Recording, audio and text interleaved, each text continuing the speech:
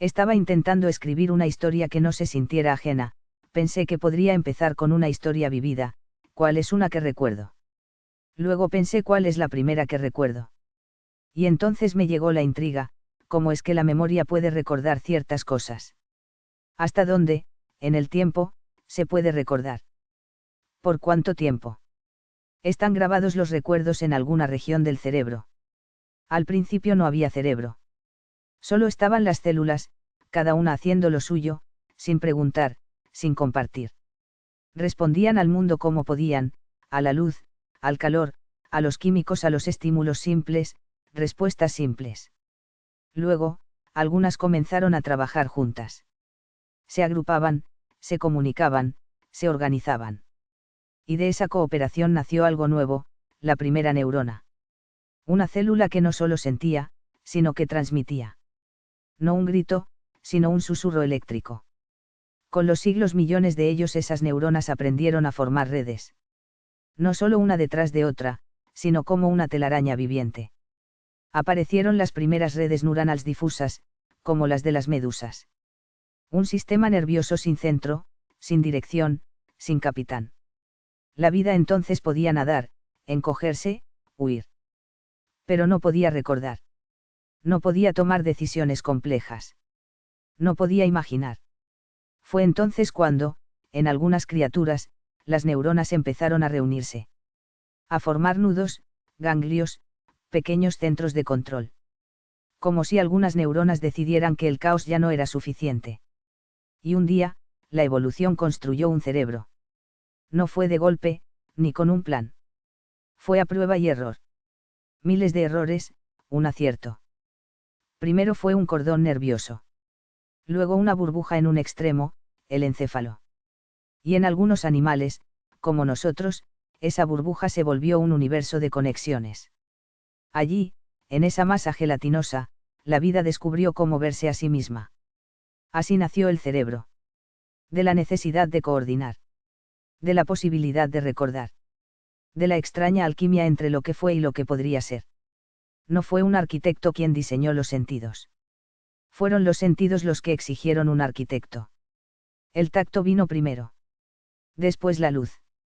Después el olor, el sonido. Y cuando ya eran demasiadas señales. Demasiadas sensaciones. Demasiadas decisiones por tomar. Entonces surgió la necesidad de un centro. Un lugar donde todo convergiera. Un coordinador. Un narrador. Un yo. No es que el cerebro se asome al mundo. Es que el mundo tocó primero, y el cerebro fue su eco organizador. No todo lo que piensas está en tu cabeza. Tu cerebro no está solo. No es el único que siente, ni el único que recuerda. El sistema nervioso entérico, el segundo cerebro.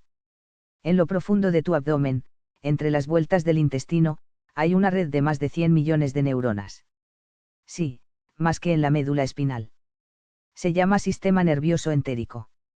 Y coordina el movimiento, la digestión, la absorción, pero también responde al estrés, a la emoción. Cuando sientes mariposas en el estómago, no es poesía, es neurobiología. Y lo más fascinante, funciona de manera semi-independiente. Puede actuar sin pedirle permiso al cerebro central. La médula espinal, decisiones rápidas. Tu columna vertebral no es solo soporte. Allí corre una red capaz de procesar información y actuar sin pasar por el cerebro. Has tocado algo muy caliente y movido la mano antes de sentir dolor. Eso fue la médula actuando por ti. Reflejos puros. Decisiones sin yo. El corazón también habla, un poco. Aunque no piensa como el cerebro, el corazón tiene su propio sistema nervioso, unas 40,000 neuronas. Puede regularse, y se comunica con el cerebro a través del nervio vago. Algunas tesis incluso hablan de una inteligencia del corazón. No en el sentido romántico, pero sí en términos de señales, ritmos, respuestas autónomas. Entonces sí. Somos seres distribuidos. Pensamos con la cabeza. Sentimos con el pecho. Respondemos con las tripas. ¿Y si se piensa bien? ¿No será que la conciencia misma es un concierto entre todos estos sistemas? ¿Qué sé yo que creemos tener en la cabeza? Es en realidad una voz coral que nace del cuerpo entero. Que es una característica emergente. En física y biología, decimos que algo es emergente cuando no existe en las partes por separado, pero surge cuando las partes se organizan de cierta manera. Por ejemplo, lo húmedo no está en una sola molécula de agua. Pero si hay muchas juntas te puedes mojar. El ritmo no está en una sola nota. Pero organiza varias y aparece la música. El yo no está en una sola neurona. Pero activa 86.000 millones con un patrón y aparece la sensación de soy. Entonces, el yo no está en una parte del cerebro. No hay una neurona del yo, ni un archivo llamado Tlacaelel. El yo es una ilusión útil, una forma que tiene el cerebro de organizar la experiencia, darle continuidad, y tomar decisiones. ¿Cómo surge el yo entonces? Se cree que aparece cuando se dan ciertas condiciones. 1. Integración de información multisensorial, yo veo, oigo, huelo, y todo me parece parte de un mismo cuerpo. 2. Memoria autobiográfica, recuerdo lo que fui, imagino lo que seré. 3. Lenguaje interno, puedo narrarme a mí mismo lo que estoy pensando. 4. Modelo interno del cuerpo, sé que esto soy yo, y eso no. Cuando todo eso ocurre al mismo tiempo, el cerebro dice: esto que siente, que piensa, que decide soy yo. Aunque en realidad, nadie dentro del cerebro está diciendo eso. El yo es el resultado, no la causa. ¿Y qué pasa si se altera esa red? El yo puede desvanecerse, en daño cerebral, alucinógenos, meditación profunda, epilepsias. Dividirse, casos de trastorno de identidad disociativa. Reinventarse, traumas, accidentes, amnesia, neuroplasticidad. Lo cual sugiere que el yo no es una estructura fija, sino una función que ocurre cuando las condiciones están dadas. No soy una cosa. Soy una canción cantada por 1000 voces neuronales, que a veces suena afinada. Y otras veces se rompe. Pero mientras suena me creo alguien. No todos los ojos que miran saben que están mirando. En algún punto de la evolución, los animales empezaron a moverse, a huir, a cazar. Respondían al entorno. Sentían. Aprendían. Pero por mucho tiempo, ninguno de ellos sabía que estaba sintiendo. Sabían correr, pero no sabían que eran ellos quienes corrían. Sentían dolor, pero no tenían la palabra yo para sufrirlo. Eran cuerpos vivos, sin narrador interno. Y entonces, poco a poco, la complejidad del cerebro creció. Apareció la memoria autobiográfica, me pasó a mí. Apareció la anticipación, me podría pasar. Y con eso, tal vez, apareció el yo. ¿Cuáles animales tienen algo parecido a un yo? No hay una frontera clara, pero hay indicios. Los grandes primates. Chimpancés, bonobos, orangutanes. Pasan la prueba del espejo. Se miran.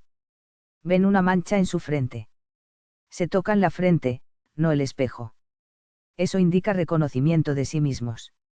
Los delfines y los elefantes. También pasan la prueba del espejo. Se cree que tienen una forma de conciencia de sí, tal vez no como la humana, pero sí más compleja que la de otros animales. Algunas aves, como el cuervo. Los cuervos pueden planear a futuro, usar herramientas, engañar, aprender reglas. Eso requiere una forma de modelo interno del mundo y del yo. Los pulpos. Tienen cerebros distribuidos en sus brazos, con inteligencia impresionante. Aunque tal vez no tienen un yo centralizado, podrían tener conciencia fragmentada, como si cada brazo sintiera y decidiera parcialmente por sí mismo. ¿Y los demás animales? Perros y gatos tienen emociones, memoria, aprendizaje. Pero es debatido si tienen un sentido de sí como yo reflexivo. Tal vez lo tienen de manera rudimentaria o emocional, no narrativa. Insectos, peces pequeños, reptiles simples. Responden, aprenden, incluso recuerdan. Pero no hay evidencia de autoconciencia. Tal vez no es que algunos animales tienen yo y otros no, sino que algunos tienen un yo más tenue, más breve, más difuso. Como un reflejo en el agua que a veces se forma y otra se desvanece. Algunos seres sienten el mundo. Otros sienten que son ellos quienes lo sienten. Y unos pocos pueden incluso decir: esto me pasó a mí. Esto soy yo. Y al darse cuenta de eso, comienza la carga de la autoconciencia. El miedo al futuro, el anhelo del pasado, la pregunta eterna. ¿Quién soy? Los recuerdos o la memoria es que algo interactúe pero que no cambie, para que cuando regrese, lo vea otra vez como estaba. Pero en esencia esto no puede ser, la mecánica cuántica lo prohíbe. De ahí que los recuerdos o se desvanecen o cada vez que los recuerdo los modifico. La memoria es algo que espero que no cambie pero la mecánica cuántica lo prohíbe. El deseo imposible, que algo quede igual. Cuando recordamos algo, lo hacemos porque algo interactuó con nuestro cerebro y dejó una huella. Pero lo que tú quieres, como todos queremos, es que esa huella sea estable, exacta, eterna. Como un libro guardado en una caja fuerte. Pero eso no puede ser. ¿Por qué la memoria biológica no puede ser perfecta? ¿Por qué? Las neuronas no son estructuras estáticas, cambian, se reorganizan, se debilitan, mueren. Cada vez que recuerdas, reactivas redes, y eso modifica sus conexiones. El cerebro no guarda recuerdos, los reconstruye. ¿Y qué tiene que ver la mecánica cuántica aquí? La mecánica cuántica dice algo profundamente inquietante. No puedes medir o observar algo sin afectarlo. Esto se conoce como el principio de indeterminación o el problema de la medida. En otras palabras, observar modifica. Recordar cambia. Interactuar implica alterar. Esto no solo es cierto a nivel subatómico, sino que la biología está hecha con esos ladrillos cuánticos. Las sinapsis neuronales dependen de señales químicas. Las moléculas están en movimiento, son inestables, están sujetas a fluctuaciones. No hay un bit fijo en una neurona, como en un disco duro. Entonces la memoria no puede no cambiar. ¿Por qué? Físicamente, todo cambia, por la entropía, el desgaste, el movimiento. Biológicamente, el cerebro es plástico y se modifica con el uso. Cuánticamente, observar o usar una parte del sistema ya la está alterando. La memoria es como escribir en arena húmeda. Esperas que el mar no suba. Que el viento no sople. Pero el universo no promete permanencia. Solo cambio. Entonces soy un yo nunca yo, un yo siempre cambiante, un recuerdo que no es exacto, una memoria por un tiempo determinado, nada perdura para siempre. Ni la mejor idea, ni la mejor emoción, ni el dolor más agudo. Todo se perderá a final de cuentas. Pero mientras eso llega a ocurrir, mientras el universo no decida cambiar de leyes. Déjame recordar este momento.